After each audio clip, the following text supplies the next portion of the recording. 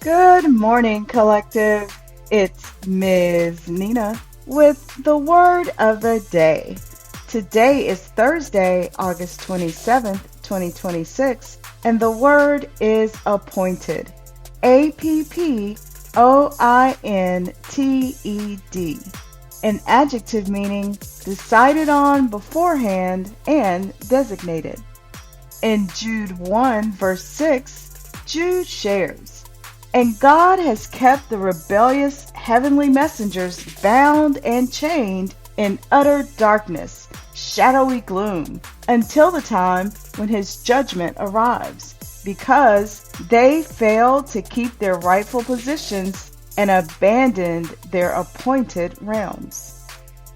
Ms. Nina says, at the appointed time, the leaders were removed from their positions. Shalom.